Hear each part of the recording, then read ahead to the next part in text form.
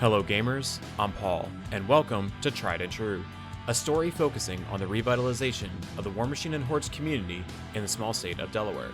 Our story couldn't have happened without the hard work and dedication of the active members who made this possible. Their time and effort has been instrumental in getting our meta to where it is now. So join myself and members of the Delaware Warmachine community as we reflect on the steps taken getting the meta to where it is now, and how you can use our experiences in leveraging your own success and expanding your own Warmachine community.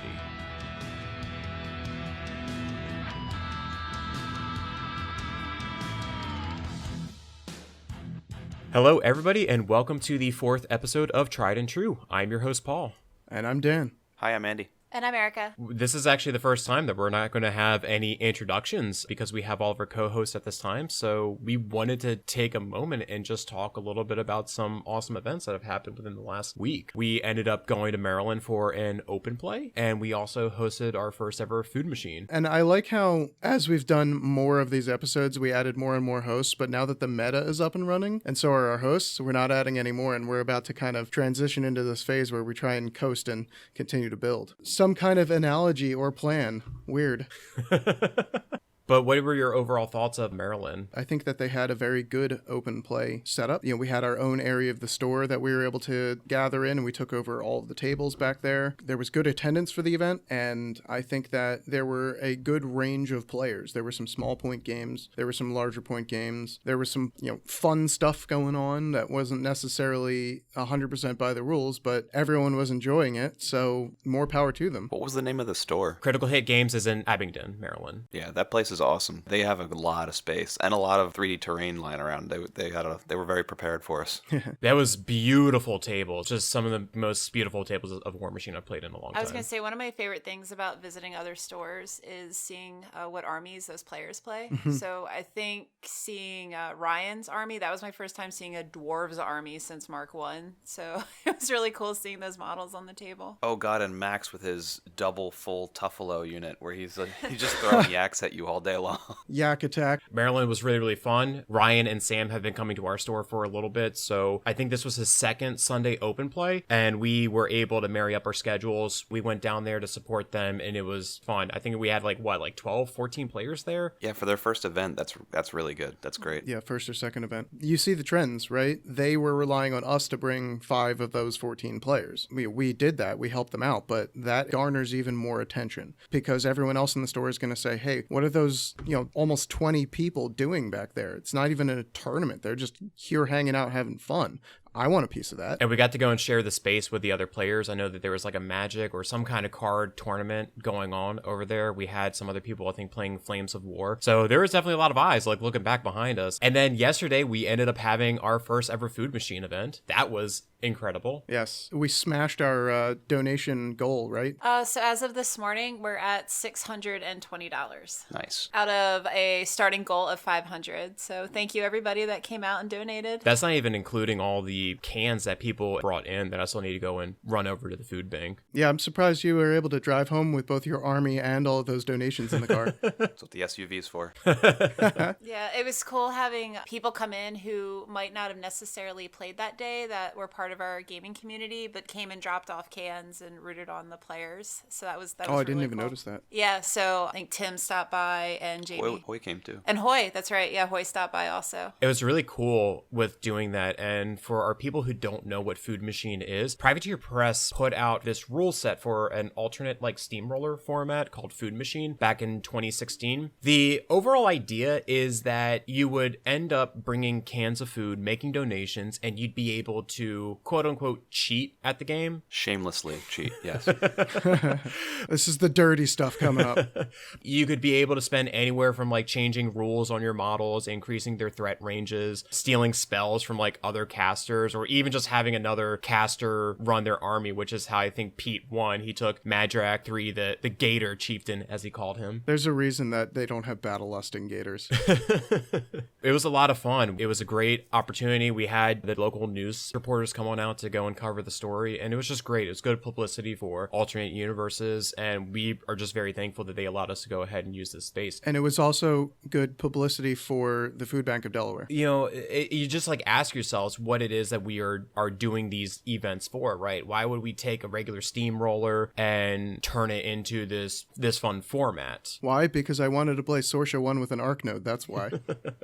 It's such BS. So dirty. I think a lot of it boils down to, at the end of the day, it's a charity thing, and you want to incentivize people to spend more money for charity. And what better way to incentivize people than to allow them to cheat at the game they're playing anyway? So I will shamelessly admit that I spent like what, $15 putting that Lancer in my list, and I arced one spell all tournament, and it felt so good. When I was doing the cash donations this morning, getting them on the site, I saw your name on there a couple times in the donation. Like it's like it was him and Pete. Like you just see $50. Yeah, like back and forth. That's right. yeah, between games, you were like, I need to reload. Schmeckles, please. Yeah, so what we did was instead of having cans or dollars out on the tables, we used poker chips. So it was a 1-for-1, so 1 can or $1 for a poker chip, and then we had black chips to represent $10 worth of tokens. So it was fun going to the tables and just seeing the stacks. It was like Scrooge McDuck with the stacks of poker chips on everyone's tables. Swimming in piles and piles of cash. You know you can't dive into a pile of gold, right? Like, it is a solid. You can't swim in that stuff. You're going to break your face. I think Family Guy did an episode about that. Oh, did they? Damn it. They got the cutaway before I did. Yeah, I had a lot of fun just going back and forth and just watching people go, no, you reroll. No, you reroll. No, I need more cash. No, you. Judge, I need more cash. Paul did the dirty by posting printouts of the QR code so you could fast reload by everybody's table. Mm-hmm. Look, I mean, it's the casino strategy. You gotta pull from, That's right. Everything's available. That's right. It's right there for you. Whenever you want it, you can use it. Overall, I think Food Machine was a great event. It was a way to keep things fresh. It was, for some of our players, the first steamroller that they've ever done. Other players, it was just an interesting format that they never got to go ahead and see before. I think the one small downside of it is that since it wasn't your proper 75-point steamroller, you're not going to get like the traveling pros who like to go to like those style of steamrollers. So we probably could have gotten a slightly larger turnout, but I think this ended up being better. Well, that kind of goes into like just managing the expectations, right? We said we wanted it to be a 50-point event. First of all, just to kind of, help out everybody so that way they weren't overwhelmed with the choices that they made, trying to learn models that they never played with before. Mm-hmm. I mean, playing Choir with Rhett, that was a little bit of a weird order of operations things to go and do. It's worse for your opponent, I promise. But it's just managing those expectations. So what we wanted to do in this episode is talk about, now that you have these successful events and you have the traction that you need to get your new players and get your returning players to come in, is, well, how do you temper the group, right? How do you make sure that it sustains and that it doesn't end up falling into that trap of that self-fulfilling prophecy? What we decided to do in this episode is talk a little bit about what does it mean like to have a community versus a meta? Why do these terms sound different to each other? The importance of people first versus the game. And finally, just how to manage your expectations for your new, your current, your returning players so that way they know what they're getting into. So let's go ahead and start off with the difference between meta and community. I was really surprised because I didn't realize that meta was actually an acronym. Meta is used in more than just wargaming, pretty much in any kind of game, really. So like League of Legends, Overwatch, right? GOATS was the big meta for a while. So the acronym actually stands for Most Effective Tactics Available. For me, meta has always meant what are the popular factions or themes that are being played in a specific geographical area and the general player vibe. So it may shift and evolve, especially after big tournaments or other competitive events. So it's an evolving, moving thing. So it's one thing to know how many players play trolls in your area. It's another thing to know what that does to the other players. Because if you have an overabundance of trolls players, a lot of the other factions are going to be looking for ways to include grievous wounds. It's not just enough to know the facts of the area. Meta comes in when you're trying to understand how that affects the games that you will be playing in that area. And then I want to just talk a little bit about meta, right? And I'll go back to League of Legends, right? You have your mid, who's your mage or assassin. You have your tank or bruiser up in top lane. So that is what is being played versus who's actually behind there and playing it. That's an interesting dichotomy between those two terms. Like, are we focusing on what the people are playing, or are we focusing actually on the people that are playing the game? When it comes to the subject of community, essentially, is what we're trying to diversify from the name meta, I guess. We're just trying to concentrate on people. You know, I mean, like, everyone has groups or rituals that they try to do on a regular basis, you know? I mean, this just ends up having to be ours, I guess. For some people, it's, you know, playing flag football. For other people, it's church or whatever their groups end up being. But for this, it's just sort of, everyone needs a sense of community. So this, and then everyone needs people that have something they have in common with, a common interest. So this just happens to be that. It kind of works that way. Meta, for me, has always been a more competitive term. It's more of a, this is the meta, this is what you have to prepare for. When it comes to community, it's like Paul said, it's literally just the people you know that you're getting together with. Right. To me, this means that this has to be considered with my goals in playing the game. Deep in my bones, I know that I'm a competitive person and a competitive player, but I can't get to a competitive level without having good opponents to play against. And what I want in a community is a space to build that up. I know that I can't hit the ground running and have the expectation that every new player that walks through the door be an expert at this game. It's just not going to happen. Sometimes you'll get a transplant from someone else's meta and a new player will come in and they will already know what they're doing, and that's great. But most of the time that doesn't happen. So my goals for this community are to make the individual players, regardless of what they're trying to play or want to play, I want to make them players themselves the best players possible within the bounds of the community. So if someone wants to be a more casual player, I want to support that, but I want to make sure that they still have good play habits and can still play the game cleanly and accurately, even though they try to be more casual about it. Because in my personal viewpoint, you know, just wanting to have fun with the game and not trying too hard about it isn't an excuse for missing rules, doing the incorrect interactions, or not maneuvering your actual miniatures in a way that is compatible with the game's rules. You can have both. You can have a fun time with this game and still be precise, accurate, and, you know, able. And that's what I'm trying to build. To piggyback off of what Dan said, I agree with pretty much all of that. For me, building up the community, so as a player, it's exciting for me to see other armies that aren't, you know, Menoth or Ret or, sorry, Dan Kador. You know, I play them as well. So it's so cool to see people excited about picking up Signar models, picking up Trolls models, picking up Crix. Like, I haven't played Crix. We have 4 Crix players now, when there were like none. I don't understand how this is happening. No, it's so cool to see these models and other people's creative take on the models. We have people in our community that are doing converted models. That's so creative, and the painting schemes for newer people to wargaming, I'm really impressed. Yeah, I just have to quickly add in, you know, for what it's worth on Crix models, like, you don't see a lot of them. So if I were to go to a tournament and someone was like, yeah, I've got 2 heavy hitting Crix armies, I'd be like, I don't know what to do. I don't have this in my, like, relevant experience backlog from the last 2 years. I haven't played a actual Crix player. You know, I've got new players in my meta now that have a faction that I never get experience to play against. So that's super exciting for me. Before you know it, everyone's going to be wearing jerseys around here.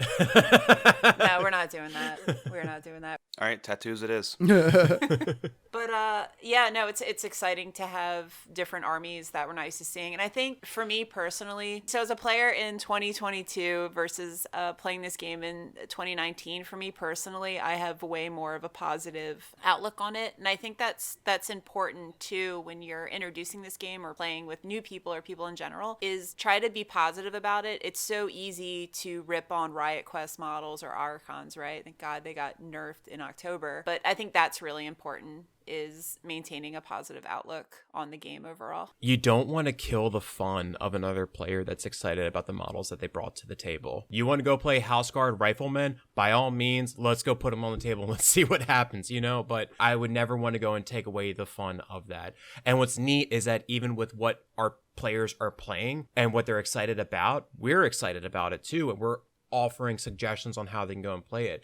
Like Jack wanting to really go and play Tharn, we're really trying to help him out and being able to make the best Tharn army that he can get. I watched Roven and Co. roll a hard 11 and assassinate Ashlyn yesterday, just off the table.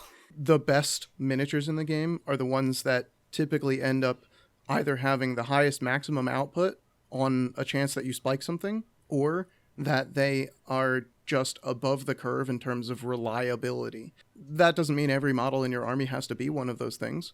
And if someone's excited about buying this thing or that thing, and it's not commonly played in high-level tournaments, far be it from me to say you shouldn't buy that. It's a piece of because that doesn't contribute to the positive vibe that we're going for. That doesn't help them get more excited about the game. That only damages their perception of a small part that they had previously been interested in, and now they may not be. Alpha Dan's comment, I think in the last podcast, you talked about basically spending hundreds of dollars on an army drop just for a tournament. So I like that people are picking up what they want to play and it's being promoted within our community. Like, play what you want. You don't have to go for, whatever won in LVO or the last big regional tournament, because that's no fun either. Stop spamming Crucible Guard, you nerds.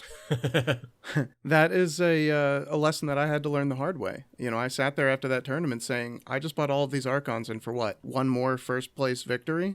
Now what? I'm very close to getting burned out on this game. I need to take a step back. If I pressure newer players into trying to get to that point as well, and I say, no, you got to buy this. This isn't, if you're going to play Crix, this is what you need to buy. I'm just going to push them up to the same precipice that I had been at. And that's not conducive to keeping them in the game. That's not conducive to building our community. You may not have somebody that's going to pull you back into the game. Yeah, or have the experience to recognize you need to step back yourself. Right.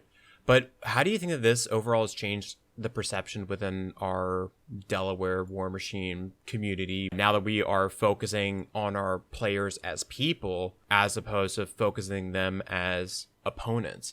I say in teaching, right? I had a principal say to me, you only have one opportunity to make a good first impression for your students. And that has been a very strong mantra that I bring to every single school year, because I need to show my students that I care about them before I care about the content. Why are the students going to go show any interest in my material if they don't think I really show any interest in them as individuals? I think in the past it's always been a very small core group of very dedicated players. Even before COVID, it wasn't exactly like you didn't have an influx of newer people. You didn't have a lot of outside interest. So I think now being able to communicate with people as people instead of just having an opponent across the table that you want to murder. And then you go your separate ways. You don't hang out afterwards. You don't it's a better atmosphere. I think it's more welcoming, and that's important. Hey, can we go back to Boker Brawl for 1 second? Did all of us engage with the other opponent? Because I think with every single person that I played against, I asked them, how long have you been playing? What got you into this army? Where are you out of? Oh, I got this. Shout out to Rusty Q out of the Colorado meta. Go ahead, Erica. So my very first game, so I didn't want to play in the tournament. I had bought a ticket. I was going to paint and help judge for Seth that weekend. And long story short, Paul, Dan, Andy's team lost their Grimkin player. They asked me to play. I was like, okay. I was basically piloting someone else's Grimkin army. It's very interesting list. So I had played in one steamroller before, and I had no idea, there's people with jerseys. There's Twitch streaming going on. So I was a little intimidated at the first event. So my first opponent was a guy named Rusty Q, and he actually plays nationally throughout the country at some really big events. I think he was just at LVO. Well, he plays Grimkin. So, he was just wearing regular clothes that day. That's important for me, okay? So we got paired up together, and he's prior service military, I'm military, so that kind of helped, bridge our initial conversation. Both played the same armies. I had such a great time, and I was like right up front with him. I'm like, dude, this is my first time in one of these. I'm not sure what to expect or how competitive an opponent I'm going to be for you on this first round. And he's like, hey, let's just go to the table and play a game. And I had so much fun. Of course, I lost pretty bad on scenario on that one, but I had so much fun. And for him, as a Grimkin player that plays some of the best opponents in the nation, he gave me some great pointers. I was able to bounce some stuff off of him. And all I'm trying to say is it was great. I saw him as Rusty Q, not my Grimkin opponent. And that helped make it a very positive experience for me. See the person, not the player. I'm going to go and kill this glitter imp. Hey, go ahead, man. Go ahead. I'm going to RFP your monkey. Yeah, go ahead, bro. It's cool. I'm just going to leave it alone. Never mind. Yeah, I literally, I'm going to run this guy off in Narnia. And he's like, you know what? I'll leave him alone. I was like, cool. Thanks, Rusty. Going back to the conversation there, right? So we're focusing on the players and making sure they're having a good time. Let's go and talk about our normal size games, right? We normally do 75-point games. You have a lot of newer returning players, right? That may not have that same experience level that you do playing those 75-point games. Go and meet them on their level, right? Go play those battle box 25, 50-point games, and then over time lift them up to yours, right? It's not like really right for me to stand up on this platform and tell the person to jump if they can't do it. So it's up to us in order to go and pull them up to that level if they want it, right? And maybe some people just want to do their brawl machine point level. Some of them might only want to do those 50 points. When I started playing back in 2011 or something, the store that I originally played at, there were always a couple of people standing around when you're looking for a game, and I would say, hey, I've finally built a 35-point army, I can play you with that. And they would say to me, sorry, I only have 50 points with me. And it doesn't feel good. You feel like you're not doing it right. Recently, I've been packing, a battle box army. I've been packing a 15-point army. I've been packing a 25, 50, and 75. They're all kind of variations of the same thing that just work out. Maybe I swap out one unit or one solo here or there. You can do it, right? And that will help support players that are just getting back into the game and building up their collection, or this is their first war game and they just haven't scaled up yet. You need to be supportive of the current capacity that each individual player has. You can't expect somebody to bench 200 pounds if they've never benched 150.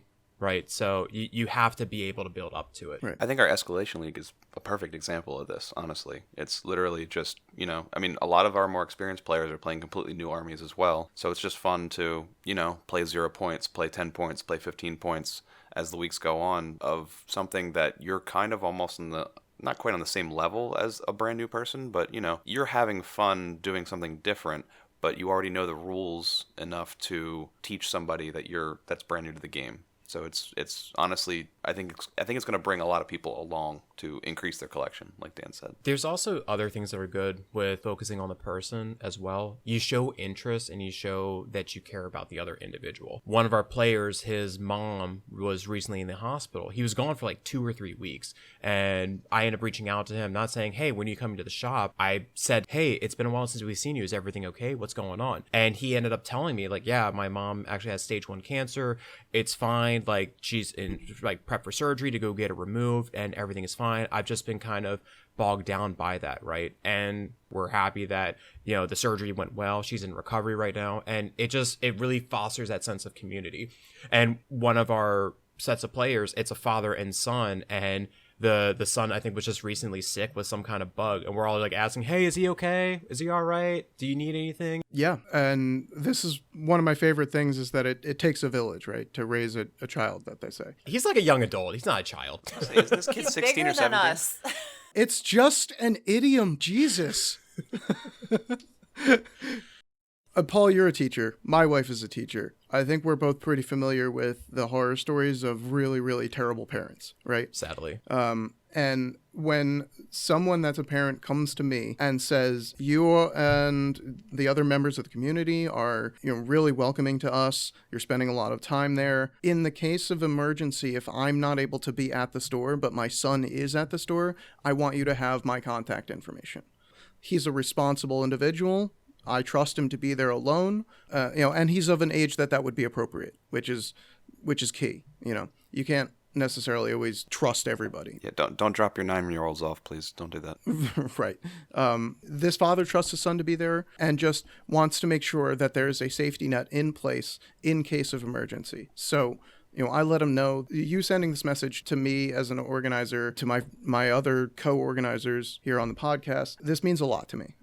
And thank you for doing this, because it shows both you and your son have a respect for our community that I haven't seen in many other places. And this is a positive thing, and I think that it should be celebrated. With that, let's get into the final topic, right? So what about managing the expectations, right? He knows what the expectations are with our group. So how do we manage those expectations for our new players, our current players, our returning players, so that way everyone knows when you come up to Tuesday open plays, or when you go to Sunday open plays, or the steamrollers, everyone knows what they're getting themselves into. Yeah, so I have to do a shout out to Jaden at Line of Sight, that podcast for new players. It's a great listen. I highly recommend it for anybody that's starting up a new community to take a listen. One of the things he mentions is, okay, so what player base are you going for? Are you going for a highly competitive, hey, our store, our meta is going to be the one that's going to hit up all of these tournaments, try to get our name out there?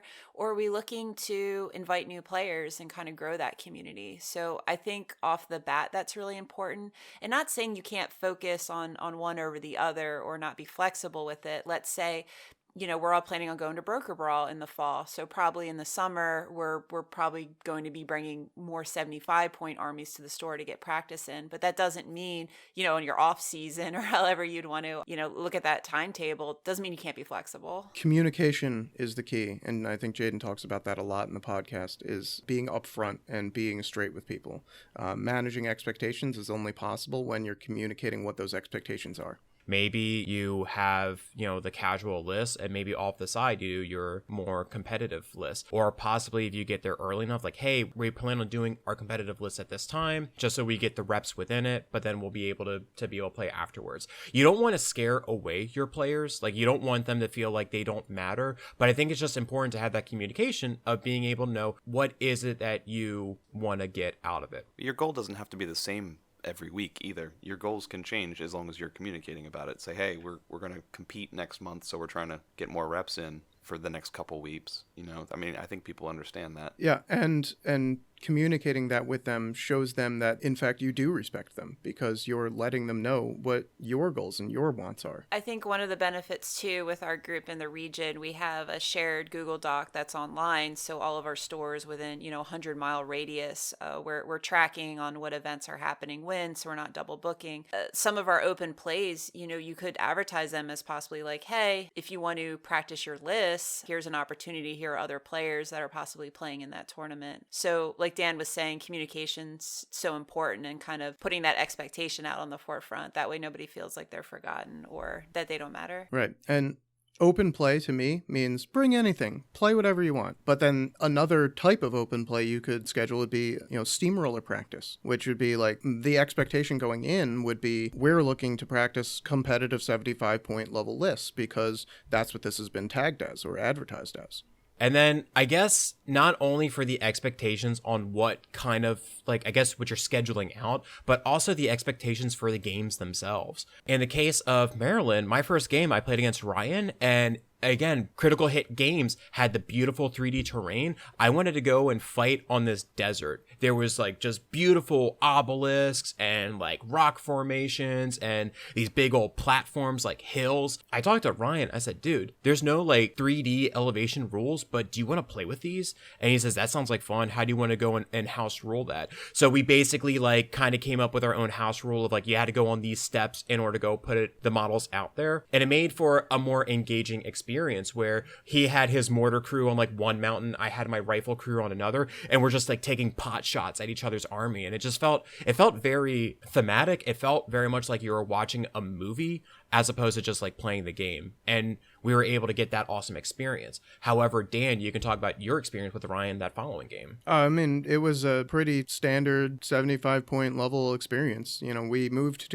things to a different table. The table already had a scenario and already had flat terrain laid out on it. And, we just dumped our lists on the table and went to town, beat the crap out of each other for 2 hours. So, and I'm totally fine with that. I love that because it stress tests, my list. It stress tests me as a player. And this is what I enjoy about the game, is that competitive sense of just locking horns with somebody and going and just seeing who can come out on top. I love that visceral, competitive part.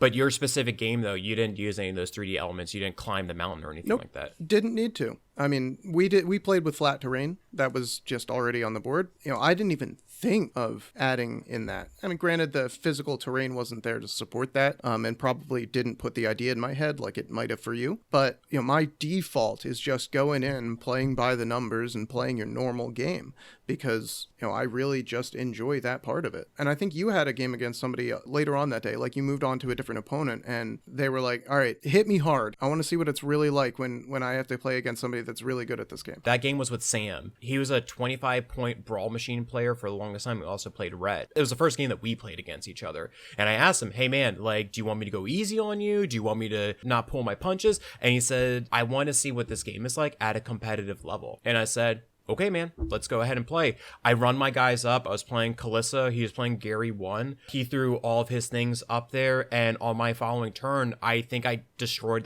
at least half, maybe 2/3 of his army. I killed his Trident, most of his Risavas, and a lot of his models. And he was just kind of stuck. And he said, I don't know how to deal with this. And I told him, I felt bad. But what I said is, you did not ask me about my threat ranges, my threat extensions, or anything like that. And that's why you lost as much as you did. So then the following game, he just understood these threat ranges a little bit better. But that was awesome because he told me that he ended up playing a game online where he ended up using those tools against another opponent and he came out on top on that. And instead, it's just a different way of experiencing the game. Failure is the best teacher. You get the kicked out of you, and you do not want that happening again. I think this is an effective tool, but it's not to be done without communication. You don't want to be walking up to a table with a player that just put their 75th point worth of miniature together and put it on the table for the first time and give them that experience without discussing it first, because it could be a very big turnoff for some players.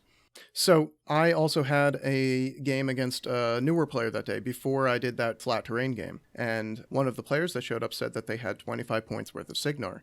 They were just getting back into the game, and so we threw down with a Brawl Machine game, and it was Kozlov versus Striker 1. As the game was going, I was pretty well driving the boot in terms of scenario pressure. So over the 5 rounds of Brawl Machine, I was up several points, and it wasn't looking like he was going to have a chance at winning on scenario or even keeping up with me on scenario. So very near the end of the game, there was a situation where he could charge Striker to the middle of the board, and that gave him enough distance to reach out and, blast my objective with his Earthquake spell, knocking Kozlov down, and then come in to finish the job with his gun mages. And I just kept thinking back to Jaden's podcast about teaching new players the game and these teachable moments where you can really see the light bulb going off. And I think Don kept talking about that game for 30 minutes after we finished playing it. He was like, I never would have seen it unless Dan had suggested charge in, get the extra 3 inches of movement. And once you've successfully gotten to that location and completed your charge, now you have a higher range on your spell threat. You can get this applied, this tool applied. You don't just need to keep your caster in the back. That keeps them safe, but you can convert a losing scenario into a win in this game. That's why assassination exists. And that is why you sometimes have to break the mold and make a desperate move. This was a good lesson. And I'm absolutely willing to take a game loss here and there if I can produce that kind of teachable moment for somebody. Something somewhat similar happened. I also played Sam that day. And, Gary 1's a complicated puzzle box to try and play and pilot sometimes. And sometimes you'll see an assassination play against yourself after your turn's over that your opponent doesn't see. And this is a really good opportunity for that kind of game to say, hey, I see something. Do you see what your next play is going to be? And if he's at a loss and he doesn't know what he's doing, maybe kind of help him manufacture that. He's going to have to charge something random, gate crasher behind stuff, buy a bunch of stuff and make it work. But not everybody's going to see that on the board every time. So being able to manufacture that with him, measure it all out, make it work, figure it out. You're not giving them the game, but you're giving them the tools to understand how to play the game better in the future. Exactly. You may not know that the tool's in your toolbox. And once you realize that this is an option going forward, you just take that experience to every single game that you play going forward. And, it's why I know that I can do ranged assassinations like all the time, depending on who I'm piloting. Yeah, it's exactly the same thing that I did. And you talk about how he would have to go through this Rube Goldberg to get that assassination, Andy. I think that's an excellent point, because that is part of learning to grasp the tools that your faction brings to the table. It's difficult as a newer player to get those scenarios. It's something that comes mostly with experience and exposure, and it can be very hard when you don't even know what to look for. And what you need to do, I think, when teaching newer players and helping them grow in a structured environment, is to show them the opportunities that would allow them to create success. And everybody has these different experiences, and everybody's coming to the hobby for different reasons. So it's just important that everyone's on the same page. Are you there to learn? Are you there to get better? Are you there just to throw dice and have fun? And I think that's just helpful for everyone. And I think that that's how you get new people into the fold, by actually knowing what their expectations for the game is. And it's not to say that your expectations can't meet, it's just having that open dialogue so that way your players know what is to be expected. You want to make sure you have a good rapport with everybody, so that way that they feel comfortable in order to have those conversations. And with that, I think that actually gets us to the closure of this episode, right? If you want to build your community, you need to understand what the motivation is behind that, and what the motivation is of your players. Are you trying to build, maintain, practice? You should understand the difference between meta or community. So for us in practice and what we're building here in Delaware, we definitely see a distinction between the two. Like what Dan was saying earlier, if you build up your community, you'll get those players. You'll get good players too, which will come full circle. You'll have good opponents, and don't just see your opponent as the person who is across the table rolling dice and moving miniatures around on the table. It's another player. It's another person. Yep. And that person is something you have to accept, that person is someone that you're going to need to put time and effort into. You're going to need to be able to focus on the people aspect as well as the particulars of the game. And that is going to be crucial to the success of any community, is the members of that community. And you need to be supportive and focused on them and welcoming to them in order to make sure that they do truly want to come back and to keep having this experience with you. Yeah, it's a balance. It's like a yin and yang thing, right? So without a foundation of a community, you're not going to have a meta because you're not going to have any players. So you definitely have to find the balance between the two. And you have to make sure everyone's kind of on the same page of what each other wants out of the game. Essentially, if you're going to be a very competitive player, you're playing against a very casual player, you have to know that it's not going to be fun for either of you to play, your best tournament list, to trounce them, and then you go home, and that's the end of the day. That's no one gets much out of that, unfortunately. And with that gets us to the end. On the next episode, we're going to be talking about the politics. It's going to be pretty much like Game of Thrones. Oh, the tea! We're going to be talking about how you end up coordinating with other metas in order to make sure that you're able to sustain not just your own meta, but the metas around you. So from all of us, we appreciate your time listening to this 4th episode, and we'll catch you on the last episode. Thank you for your time. Thanks, and goodbye. Bye. Bye! That concludes this episode of Tried and True. We hope you enjoyed your time listening to the podcast, and we look forward to having you on the next one. Until next time, gamers.